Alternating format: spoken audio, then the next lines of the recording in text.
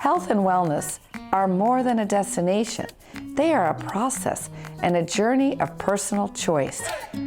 Come hear from people out in the field, doing the work, bringing health and wellness to many.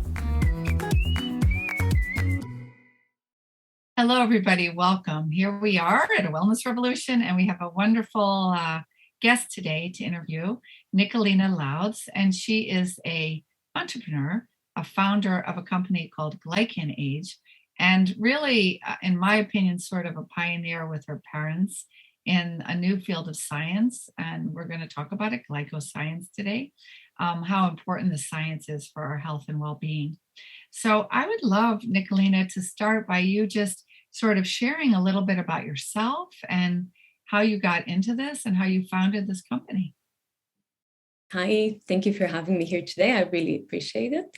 So I am purely entrepreneur by background. It's all I've ever done since early teens and before then. So my background is not as a scientist, but both of my parents are scientists. My father's a glycobiologist, my mother's a neuroscientist. And my founder founded a lab about 15 years ago, and he's been in this new science called glycobiology, which is the biology of sugars, for over 30 years now. And I think he's been convincing me for at least the last decade, if not a little bit more, to come on his side and help him productize it, because scientists are not always the best entrepreneurs, or there's quite a bit of communication gap between the science and the average person or even clinician.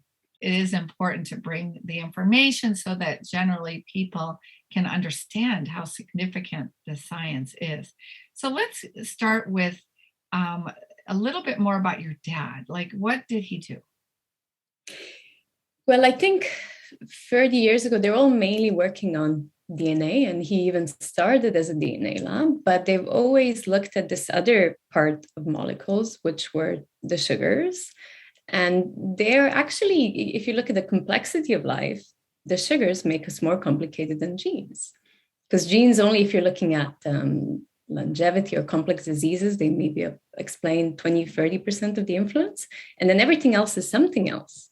And then when in a lot of research, because we have the tools for it, everybody's focused on genes or proteomics, and we ignore this other layers of complexity, where the top one is the sugar. And we have the sugars in all of our cells and all of our proteins, and they control actually how it works. They are the most complex form of something called post-translational modification of proteins. So our DNA creates the protein. Protein is the workhorse in the cell, but actually a sugar around it changes the protein post any influence of DNA or even the epigenome. So if you want to understand biology and the complexity of life, you have to look at these top layers as well. Wow. So that's a really wonderful how you explain that. And for the audience, I just want to explain it a little bit easier. So our bodies are made of proteins, fats, and everybody knows that, and sugars. But many people think sugars, we just eat them for energy, right? That's really what we think about sugar. But what we have discovered, and this new science is showing us, is that actually these sugars, which are called glycans, are around all the cells, and they are important. They actually are on all our cell membranes and around our fluids and everywhere. And people just don't know about them that much and what they do. And so your father started studying them. And so can you tell me what inspired him to do that? Well, I think they were looking at, so if you look at DNA, yeast has 6,000 pieces of DNA. A human has about 24. So we're only about 24 times more complex than a yeast. Or I think a fly has 20,000. So if you want to understand complexity of life and even evolution, you have to look beyond genes. So he was always keen to look a little bit beyond that. And we knew glycans were important long time ago, over 100 years ago, when you apply towards personalized medicine. For example, glycans define your blood group. So glycans in blood cells defined your blood group. So the first successful personalized medicine was blood transfusions based on the correct blood group. So they define your blood group because they are, as I know the science pretty well, the different glycans, which are, I think, are 8 glycans, right? they define the last molecule of a blood type, a molecule, I guess, in the blood, and this makes you an A, a B, an O, or an AB blood type, right? So it does make a difference, because as a nurse, if I can tell you, if I give the wrong blood group, somebody could die. I mean, it's very serious. So because the communication breaks down. So that leads us to our next part of these glycans. The story of the glycan, these sugars, is that they are responsible for cell communication, right, in the cells. That's correct. So I'm sure that was intriguing. So let's just clarify this thing for the audience. So there's genetics, which everybody was raised with, that we are, like, our genes determine our fate, sort of. And the understanding now of what you say, and I believe too, is a new kind of science called epigenetics, where we go above the genes, right? We go a little bit, we look beyond. And one of the things we're looking at here is this new science with these sugars. And so your father was obviously very intrigued, right? Yeah, and you can even think of this as epiproteomics. So with epigenetics, you're looking at gene expression. And this is like a different type of expression of your protein. So this is a different layer, epiproteomics in the way. If you okay.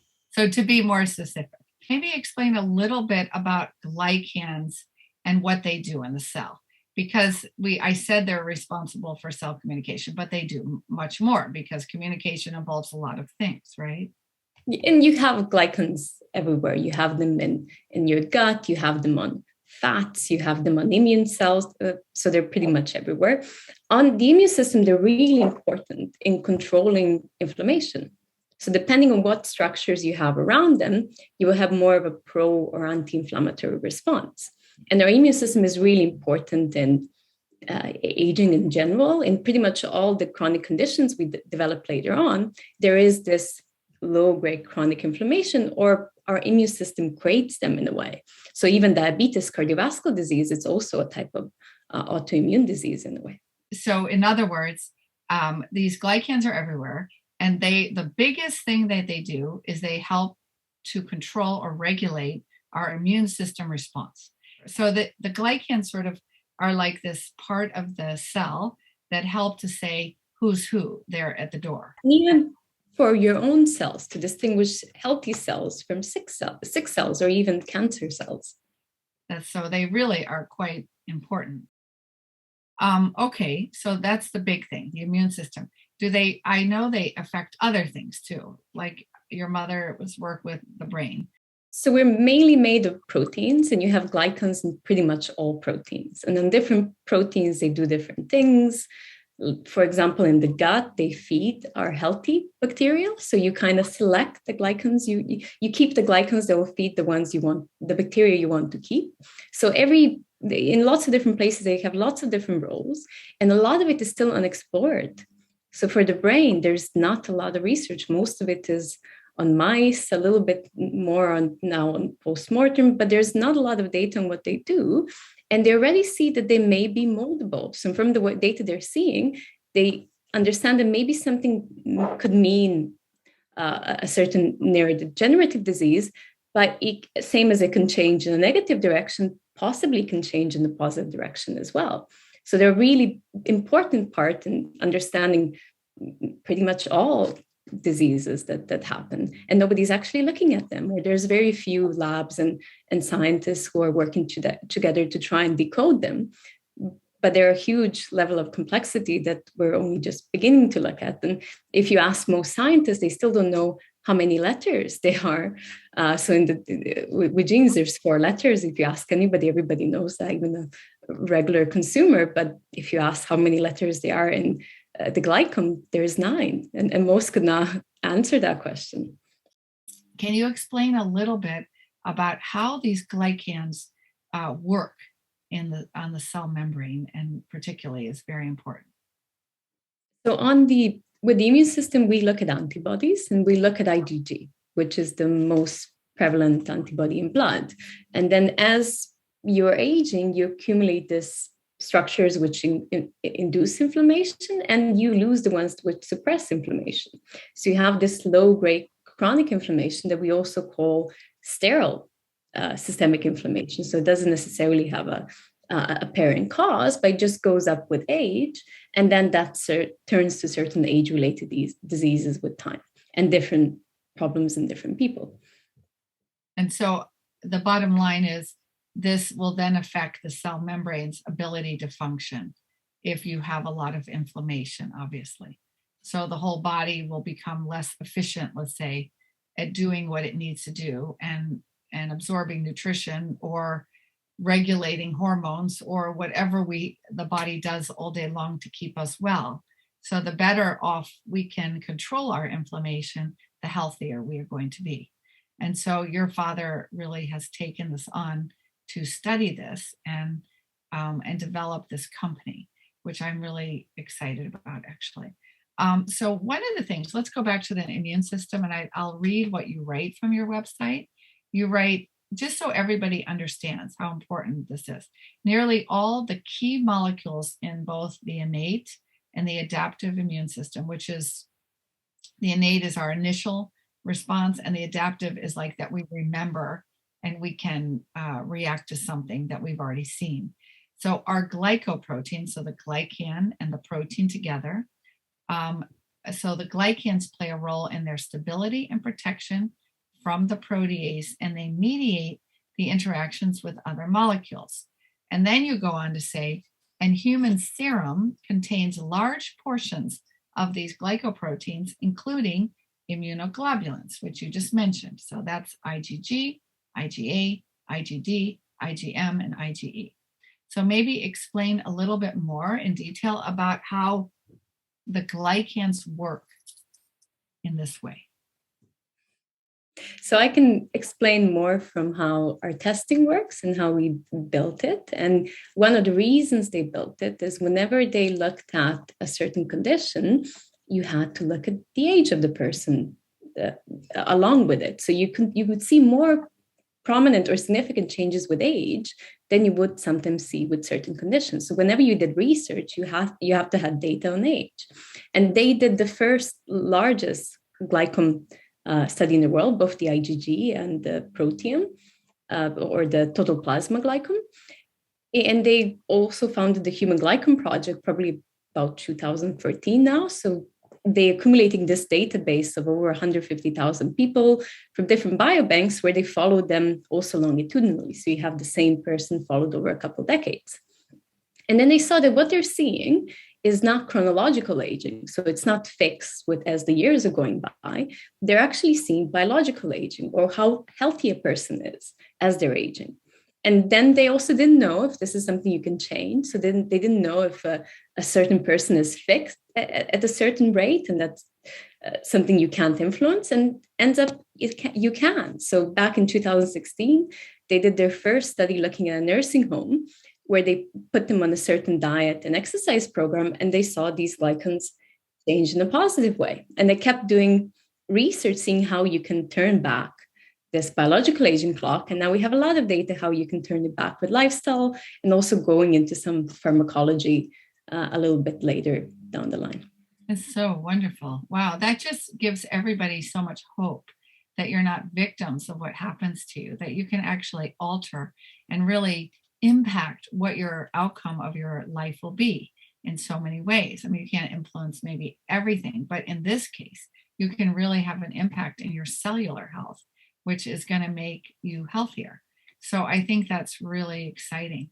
So I want to just say, one of the things I heard you say is that your father really looked at certain lifestyle habits to determine if somebody's biological age would be the same as the chronological. So chronological is like, I am a certain age, right? And biological is what really you are, what age you really are. So your father determined that the people who changed just certain things became younger, actually. Well, first time they modeled the algorithm or the clock, that was 2013. And they had for this data of people, they had all the clinical biomarkers. So they tried to see what's the difference between why somebody is biologically older or younger. And then when they looked at all of these traditional clinical biomarkers, like HbA1c, bad cholesterol, waist size, and and another 40 different ones, they can explain up to 70% of the variation in women. I think it was about 65% in men of why somebody is older or younger. But then you still had a certain percentage that you couldn't explain. And that's because the glycans are also prognostic. So it can predict something happening in the future. It doesn't need to mean that your current clinical picture or that there's a certain organ that's not working properly that you can identify, but they're just early molecular, starting with aging. So early molecular aging process that will also later turn into early molecular certain organ is failing, but you have a very long time to respond. So sometimes in like when they looked at, for example, cardiovascular disease, they see changes in glycans 7 years before you become pre-hypertensive. When they look at diabetes, they see changes 7 years before you develop insulin resistance. And when they looked at rheumatoid arthritis more than 30 years ago now, they will see that the glycans change a decade before you develop the condition.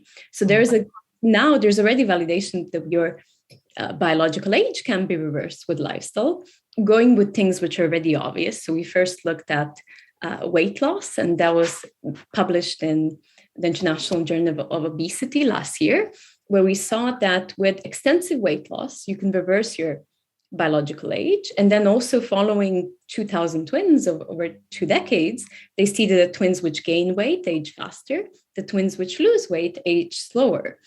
So metabolic health is really important. And then exercise, we looked at different types of exercise. And there was a big assumption that exercise will make everything better or make everybody younger. It's the ultimate thing you should do for your health. Yeah. We did a big study that wasn't yet published. I think we're still struggling to publish it. It was 1,000 people going to the gym. And the problem we had is they kept getting older. And they were in their 40s and 60s going to the gym for the first time, trained by young PTs and put on a diet at the same time.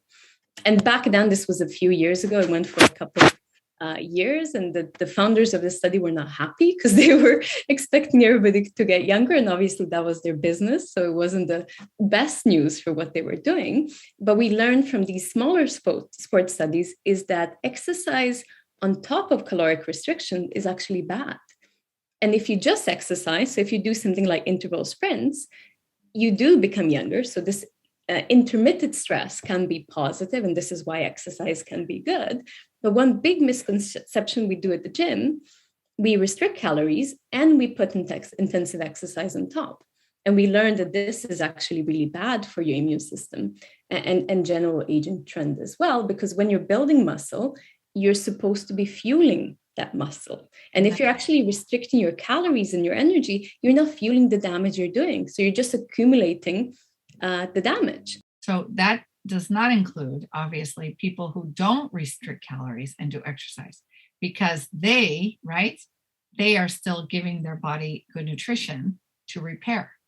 Yes. So you bundling on top some things which are, so just because something is healthy doesn't mean that plus another stress is going to be healthy, or that a lot of that will also be healthy.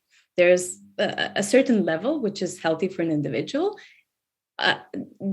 After you're going a certain level, you're going into chronic stress, and that's not what you should be doing, because if your body's under chronic stress, you don't need the immune system, you don't need the digestive system, you don't need the reproductive system. So when we had these more controlled studies, like we did one with bikini fitness, which is a competitive bodybuilding for women, they will become highly pro-inflammatory. Their Glycan Age would go up. They also lose their cycle. So it suppresses gonadal hormones or mimics menopause, and they lose bone density. So it's another at least 3 layers that you prove that this is aging, but it's believed to be very good for you. And it's said that everybody should be doing this for their health. Yeah. And actually there's first, those 2, diet and exercise shouldn't be done at the same time. And they should be at the level which is healthy for you. They shouldn't be too much. Like a lot of people start these crazy things when they do everything together. I think it's also important to understand that like some people need more calming exercise and more yang. So one is to, like, if people have very stressed out lives, then to add in like that I'm going to go run a marathon on top of it, it adds a lot of stress. Whereas if they did yoga or meditation, I know I lost weight 1 year just by doing yoga with weight management. In other words, I just did yoga. It made a difference. It helped my body just calm down and release the stress. It was quite amazing. So I think it depends on what you're doing. If you're going and walking in nature, it can be really nice, right? It can be less stressful. But we work with top athletes in our course, have taken our course, and they all tell us that they know if you're a top athlete, they know they age faster just by wearing out their body. So it kind of like is very logical in a way, but it's cool that you showed this in the study. I think this is amazing. Now I'm curious, so getting to this immune system one more time, these immunoglobulins, I think it's important. What is the role of an immunoglobulin for those who are listening? It's the adaptive immune system. So it's in a way, it goes all the way from birth, everything that happened recently. They have a long half-life as well. So it's about 3 weeks. So when you're looking at a change, you're always looking at the last couple of months or at least couple of weeks instead of short term. So acute inflammation will be very different. It could go up and down very rapidly. This cannot go up and down so rapidly, or it has to have a really significant cause for that to happen. And the automatic wiring is to kill. And to kill anything foreign. But then also, as you said, anything we put inside our bodies is technically first foreign. So you have to get familiar with it. So there's also this interesting relationship with food, where when you kind of have to build up your tolerance to a certain food. And there's a nice connection with the microbiome. So we know that even if you change the immune system in your gut, you will affect the immune system in your blood. So it does for the better, I assume, for the better, or for the worse, depending on what you did to your gut. So what you're saying is, if we eat junk food and crappy food, our microbiome gets less diverse and it doesn't work as well. And if we eat better foods for us, and that's very unique for each person, then our microbiome will flourish and become more diverse and healthy. And then our immune system will be stronger. I guess that's sort of what you found out. Spans across everything. So diet, mental health, hormone balances. We really, even when we look at aging as a general, we see a gender difference where men move in a very linear way. So they just go up and down in a straight line, accumulating the bad and losing the good structures. While women have a curve. So they're not straight. They have this curve going from reproductive age into menopause. And they, in a way, have a better functioning immune system and less inflammation, reproductive age, unless they have an existing condition. And then they rapidly shift as they enter menopause. So as estrogen goes down, the average change we see is about 9 years, but it's very dependent woman to woman. So it can go from 2 or 5 years and increasing your biological age to 30 years in a couple of years. Amazing. You named the company Glycan Age. So maybe explain why. It's a literal name. So it's glycans plus age in a way. Or it's telling your biological age by looking at glycans and comparing it to this baseline of people. It was really the name we named the clock when it was published in research. So it wasn't intended to be a company name, but then it had a potential for a commercial product. And this was, I think, back 11 years ago. He told me, so my father told me, his name is Gordon Louds, and he told me he can measure aging or biological aging. And I think I was about 19 at the time. So I did not care about aging. I thought that was a very, very stupid idea. And if anything, I had company registered since I was 18. So I think I told everybody I was 25. So I was very resistant to doing such a test. But it also took me a little while to understand the science. So I went to a lot of the conferences, and it initially seemed like alien language because everything was so foreign to anything else you've ever heard. But then when you understand that it's such a crucial role in pretty much everything.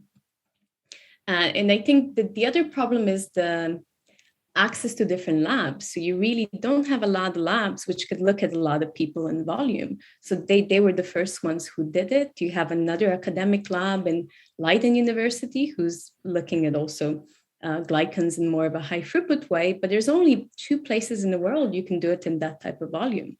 It should be something that's looked at everywhere in any, any complex diseases you're looking at, any aging cohorts, any longitudinal data. It should be something that adds on a big amount of information that currently you're missing out. And even when they're doing proteomics research, they usually cut the glycans and just look at the proteins. So they only understand half of the story of what's going on.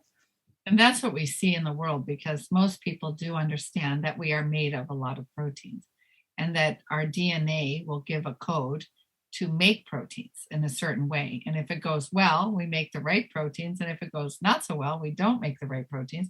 But they don't understand that it's the glycans that give the information. So it's very interesting how we just don't have, like, missing that half of the information is just terrible, because that's the base of actually all biology, I think, in the future. Well, they change the protein post-translation, and they incorporate this influence from your environment and lifestyle. Exactly. And you do have, so you have congenital diseases which are based on glycans, like congenital heart disease, which means you're born with a malfunctioning way of glycosylating glycans. It's a little technical, but most times people make a mistake of thinking as glycation as the same thing as glycosylation. Yeah. So glycation is our body's response to sugars we eat, which is very different. Glycosylation is us creating these glycans as a structural component of our proteins. So there's enzymes involved. They're inherited as a complex trait. So you may have 1,000 different genes which influence the structure. And changes in this glycosylation site are as significant as codon mutations. So if you have if you're glycosylating them at the wrong site, you will have a significant problem, same as you have with the genetic mutation. But so these are to say that even more like just baby talk, that we have little manufacturing plants in us that, like, we make these structures from the food we eat, and we make these glycans and proteins together depending on what we need to do in the body. And you said it has a lot to do with how we live and what choices we make. And that's the epi component of the genetics, not the genetics. So these glycans are influenced by our choices and what genes ultimately will get turned on and off. So it's very interesting, this whole process. So the old way of thinking, I guess, is you are genetically a victim of your genes. And if you have cancer in your genes, you're going to get cancer probably, or maybe, especially if you don't live a nice, healthy lifestyle. But the new way of thinking of it is that absolutely a huge factor of whether you get the bad genes turned on and off is how you live. Correct. Okay. And so glycosylation is just the process of making structures in the body with proteins and glycans. And they're either made properly or they're not. All right, Nicolina, this is so fascinating. I love all the work your father does, because I've been studying this myself for years, but the way that your family has taken this on, it's just so important for the world. So I have a question about hormonal health, because obviously our hormones make things happen. I mean, from ovulating to our thyroid, to how we handle stress, to, how we feel, how we deal with emotions. Our hormones are huge and so critical. How do the glycans affect our hormonal health? And you mentioned already women, but of course men have hormones too, but it's different. Maybe you want to speak about this. This is so. So we had no idea that this will have something to do with hormones, but we always saw this gender difference. And when we saw this curve with women where they rapidly change in a negative way around menopause, because we had their chronological age, but we didn't really know when are they in menopause, how does it start? So, and we did have a study. So this was back in 2016. It was a US-based trial where they, it was a placebo control, and they knocked out hormones in both men and women. And in women, they knocked it out in the same therapy you use for IVF, but they left it for a period of months. And then they put 5 months. And then they put one group of women on a placebo and they put others on an estrogen patch. And we saw that in the placebo group, the women aged 9 years within 5 months. So their inflammation goes up very rapidly. There was a slight difference in women. So some changed up to 15 years, others changed only 5, but all of them had a negative change in the placebo, while the ones which were on the estrogen patches didn't have a negative change. So this was our first association with hormones that was interesting, but we didn't really move much with it forward. And then there was, in the other trial, they had men, and the men were knocked out hormones. And then they weren't given a placebo or not, they were put on replacement, testosterone replacement, or testosterone replacement plus they blocked aromatase. So they gave this aromatase inhibitor. And they saw that in the men, if they had the blocker, they changed to be more pro-inflammatory. So even estrogen was mediating this aging or inflammation process in both men and women, which was quite interesting. And I think back then I was very skeptical about that. And recently there was also some mice trials where a certain type of estrogen prolonged their life expectancy by 20%. So it looks like, and that was assumed because it gave the male mice the thing that the women had without feminizing them. So it was an interesting trial in the States. When we entered the market as a commercial company, this was beginning of 2020, and we had a lot of, I think about 25% of our clients are women around menopause. And we had this women who were incredibly healthy. They did everything right, but they kept coming back with higher scores. So we would ask them, are you in menopause? So and they would say, no, I'm not in menopause. I still have a cycle. And then we realized that the glycans actually change years before you enter menopause fully. And right now, menopause is determined by not having a cycle for 12 months plus 1 day. So you've technically at least been a year in menopause, but you're not allowed to be diagnosed. And then it may start up to a decade before. So we went back to these Twins UK biobank and we asked for the menopause data, and they gave us the menopause data, and we did a study together where we saw that even in perimenopause, or this transition into menopause, the rate of change or biological aging was more than double. And now we're doing some research looking at different types of replacement. And there's a lot of controversy about that. We can spend a whole hour. I don't know if you want to go there. Wow. But you do have different types of drugs than there were 20 years ago. So they call them body identical in the UK, or they're synthesized from wild yams. So they're same molecules as your body produces. And we have an active trial, and we see it improves Glycan Age by an average of 7 years after 3 months, or 9 years after 6 months. Wow. 10 years after 6 months. So it's quite impactful.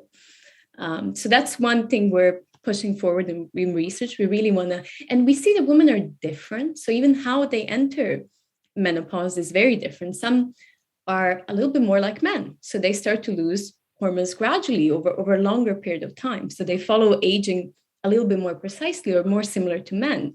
While other women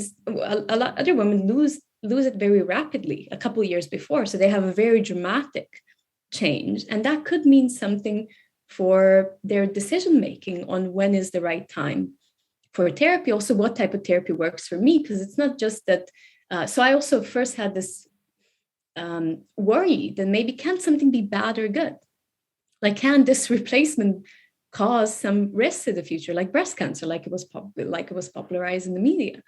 And when I spoke to any other scientists, they would say yes. But then when you speak to menopause specialists and when you break down the data of the study, and there was really only one big study in women 20 years ago with the oldest form of HRT, the risk wasn't there in estrogen only. It was there only in progestogen and estrogen. And the risk was just above statistical significance, but then only in the older women. So in the younger women, it wasn't. So the risk was 1.26% increased risk. But then if you look at smoking and lung cancer, the risk of smoking for lung cancer is 27.6. So yes, smoking causes lung cancer, but replacement doesn't really cause breast cancer. There's no substantial evidence in this huge trial of, I think it was 30,000 women. But so this I think this was with a more natural replacement. So this was even the older form. So this was the HRT made from pregnant horses' urine. And that was the small increased risk, which was just above significance, but only in older women.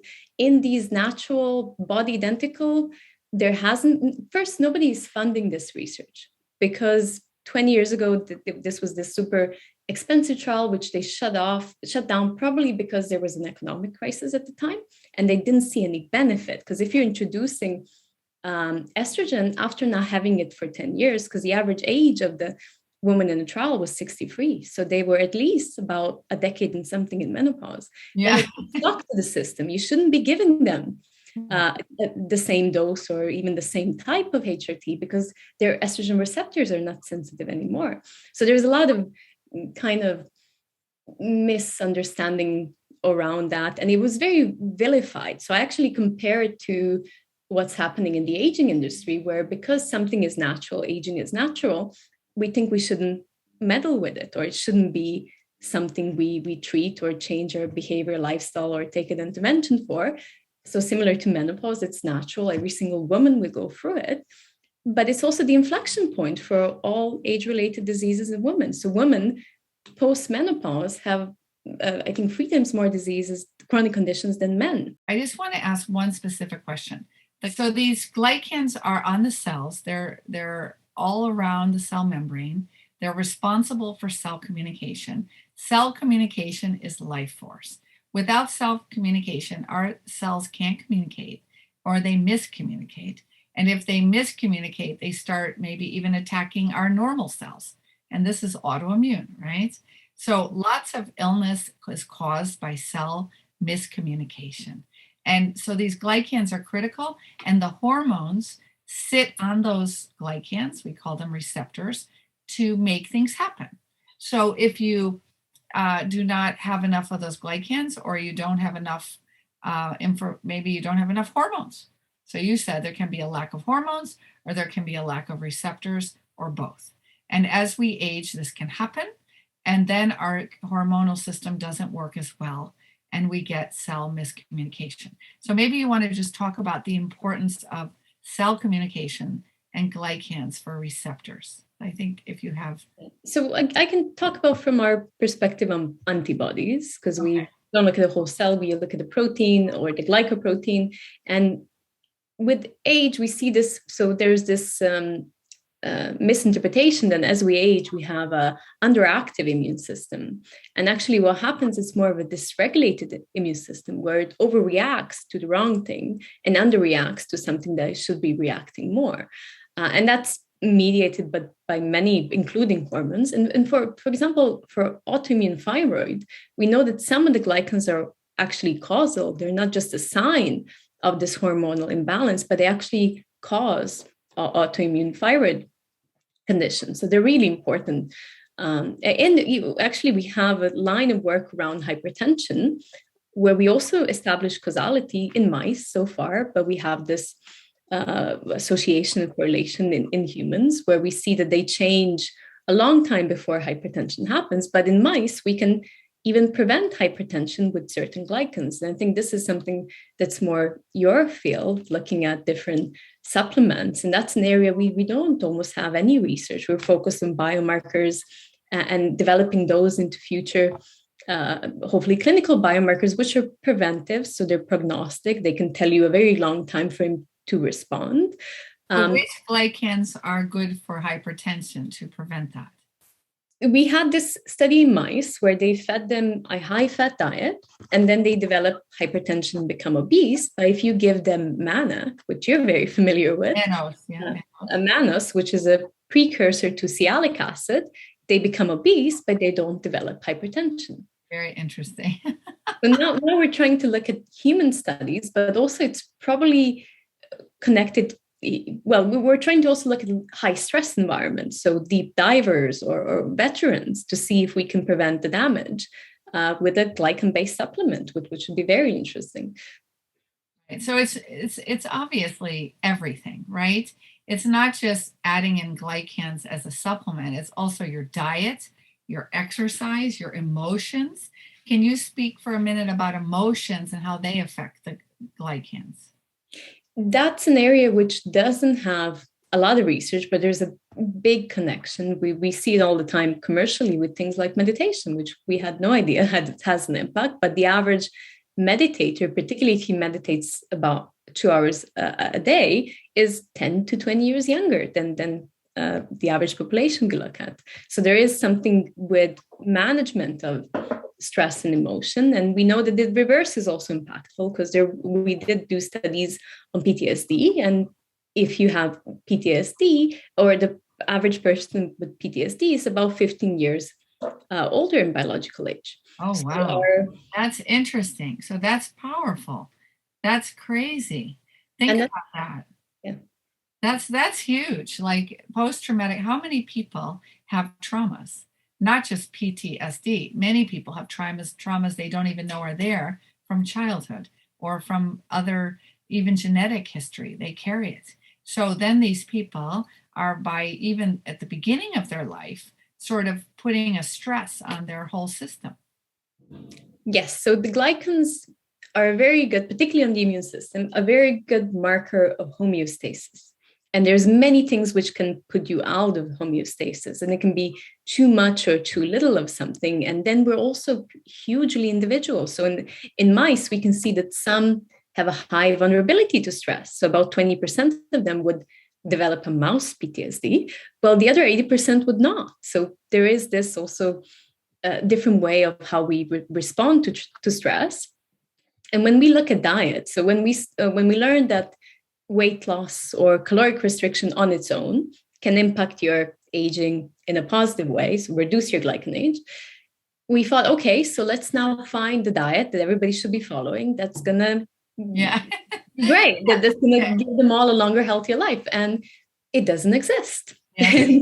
and we looked at 1,000. So this is something that's just being drafted. It was 1,000 people in the European cohort, followed over a year, and they were given this packed healthy lunches with certain nutrient proportions. So they couldn't cheat. It wasn't that they had to make their own meals. They had it set. So they were fed for a year. And in each of them, you had different nutrient proportions. So you had low protein, high GI, low GI, and the combinations and all of those. And in each of these diets, we saw exactly half of them have statistically negative changes. The other half have statistically positive changes. So it was almost 50-50. So we're so unique in how we respond to food that there is no way you can say that one diet, and this is why probably you have such a big debate or conflicts in the nutritional advice and industry, where everybody they're saying one thing one day, then they're saying another thing another day. And that's because we're different. So maybe, yes, the diet really worked for that person, had a massively positive impact, but it could be doing harm to somebody else. Yeah. So this is what we find with health coaches. They don't give people diets. They help people to find their way and their lifestyle and their way of eating. And I think that's the future. It's more bio-individual. It's less one size fits all. And this is also what we're realizing. You already mentioned it, which is medicine alone. So our mistake perhaps in the medical world and the shift that we're making is it shouldn't be one size fits all. We have to start to look at everyone uniquely, and that is the future. So I think that your work, really looking at this glycans and each person individually, is the point. And so what's so beautiful is people can do this test with you, right? Can you tell me what they do? Explain to me how this would work. So we got it to a very simple level at this point. So it used to be that you had to go into a clinic, you had to draw blood, separate plasma, ship it to our lab on dry ice. And that was very logistically complicated about, I think, 4 or 5 years ago. So that wasn't really commercial. It was research use only. And then in the last 2.5 years now, or maybe even close to 3, we got the methodology to the point that we get the same results from dry blood stains. So it's only 4 drops of blood. You get a box in the post. So you don't need to, also it's much less than some of the blood tests at home where you need to fill a vial of blood. This is just 4 drops. And then you put it back in the post. It comes to our lab. 3 weeks later, you have a result. Wonderful. We break down so you have a biological age, which is the ultimate number, and it's changeable, so it's not fixed. It's pretty stable within a person. So if you're retesting a person without doing anything, even year on year, they age a year. But with the right intervention, you can have a dramatic shift of even a decade within a couple of months. And with lifestyle, yeah, so you can really shift it a lot. Now, each of the tests, we also break down the different structures, so you know which are good or bad, or we say pro-inflammatory and anti-inflammatory. And we have a new reporting now where we would interpret every single structure with different associations. So as the research is going forward and we learn new things, we can always update your report and say, oh, we've learned this about this structure, and you can gain new insight. And also we pair it with a consultation with something we called health span doctors, usually GPs, which have additional lifestyle medicine, or usually the British Lifestyle Medicine Association training or nutritional training, so it can go beyond the traditional GP. So it can give you actionable, more diet and lifestyle advice. And we find that it's very useful at motivating behavioral change. First, if you have a score which is not what you want, so it doesn't need to be higher. Usually, if it's not the one you're looking for, you're not too happy about that. And then when you're given an action plan by a doctor you can trust, you really follow through. I highlight diet and lifestyle, but there's also mental health. So we have mental health specialists and menopause specialists, and you get assigned the person who fits your profile. So if you have reported certain symptoms which are indicative of mental health, which could be driving your result, then you will get this specialist who will give you more specialized, because it's very individual, and it can be so many different things that you have to break it down and find the key problem or the key one thing for an individual to focus. It can be two, but it can be everything. You can, if you give somebody to do 10 new things that they haven't been doing for forever, then they're not going to follow through. If you give them one or two, which are quite actionable and they can easily integrate it, then they're going to follow through with that, and you're going to see a shift. That's so beautiful. I love that. That's really what we believe in health coaching, by the way. We let the people come up with the goals, and but I think it's nice that they get all the information from you, and then they can choose. They can even work with a health coach after that to work on one or two of their issues because health coaches help really give support through the change, because we all want to change, but we know that's not as easy as 1, 2, 3 sometimes. So I find health coaching nice because then you have someone who will be with you for a period of 3 to 6 months through the change. But I think it's wonderful to get this test from you and get an idea of bioindividuality of your cell health. Because basically what you're doing is you're looking at the cell, you're looking at the age, the real age, not the chronological age, of their glycans. And based on what you see, which is based on all those lifestyle things that we talked about, exercise, diet, stress, mental health, emotions, all of that will make a difference. And so if you can make such a difference in 2 months, that's remarkable. Or 5 months or a year. Wow. So I think this is really hopeful for the people. I think your work is really magnificent, actually, Nicolina. I love it. I think it's the future. Would you say this is the future? Absolutely. Personalized medicine, and then also longevity as a focus. So right now we're all focused on certain diseases, or all of healthcare is focused on a certain disease, which means you will not really respond to it and right now it's very reactive. So only when you have pain and something is already started to not work properly, you respond to it. But actually, if we start with this early health biomarkers, or in the aging research, they would say molecular aging, if we impact that as a starting point, we can hopefully prevent all of the age-related diseases. So instead of focusing on these silos, we can impact one thing that impacts another 10, 50, or all of the issues. So go. No, so for instance, when you're looking at the cell, you're looking at what if there's glycans missing, or if the glycans are not in the right structure, that's what you're looking at. You're looking at that in the biomarkers.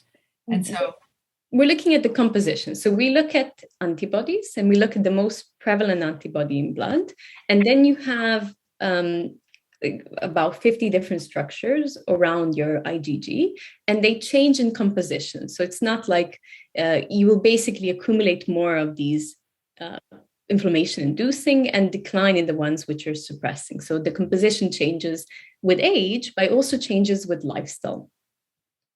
So you can, and preconditions, and some people naturally move a little bit quicker or slower, but it is, most importantly, it's moldable. So something that you can control now. And the other problem is right now, diseases actually happen on a molecular level. A decade before, we're diagnosing them now. So we're not really, they're scary in a way because we can't predict them. They just happen to us. And overnight, something is wrong. And nobody gave us an early warning. So this is like an early warning system that as we develop the technology, will be more and more specific to certain risks and conditions. And you'll be able to, there won't be any more surprises. When something happens, you will have a decade knowing that this is wonderful, isn't it? And you can also measure that what you're doing is impacting in a positive way or a negative way. So you have full control, you're empowered. So you're not, and it's your behavior, it's your lifestyle. And we know that also this means something concrete, not just because of our research, but there was recently a paper done by Edinburgh University where they looked at all of the different molecular aging clocks, which they were epigenetic based or proteomics or metabolomics, and even all of the clinical biomarkers that your doctor runs at the moment, and then also model this algorithm for aging on top of them to tell you a biological age.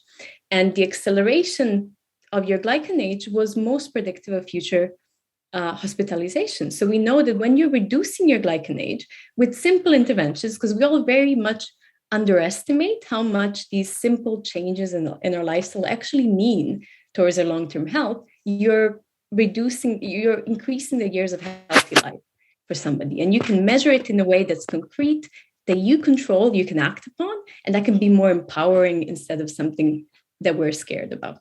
Well, I think that is wonderful. I think how you explain that is perfect, because now the people have more power in the story. Instead of just waiting to see if you get a disease, you can do something years before to intervene. And we call it biohacking, right? To intervene and biohack the situation, and it gives us power. So I really, really admire your work, Nicolina. Can you just, I think it's really clear story actually, but can you just end this interview by sharing with us your parents' kind of vision or dream for the next 10 years? Like where do they see Glycan Age? Well, we call it precision health and precision medicine, starting with precision health. So precision health is customizing your lifestyle so that you have a healthier life for longer. And the precision medicine is hopefully a big upgrade to what we're doing right now. As you said, it's trial and error. And in every single intervention, every single drug doesn't work for everybody. Maybe it works for 60% of the people, but it's the best option you have. And then if you're a non-responder, it's not. And also it's months of discovery. So it's not very efficient. If we can know in advance what will work for who, you can really personalize it and introduce any type of intervention at the right time. So you can maximize your longevity or the healthy life you have left. Thank you so much for all that you've shared today. We're so grateful for the wisdom and I do believe that this is the future. I do believe we will learn a lot about, precise, like looking at the bio-individual medicine in the future, and your these kind of technologies will lead the way. I thank you so much, and I wish you the best. Thank you so much. Really appreciate it. Thank you. Bye.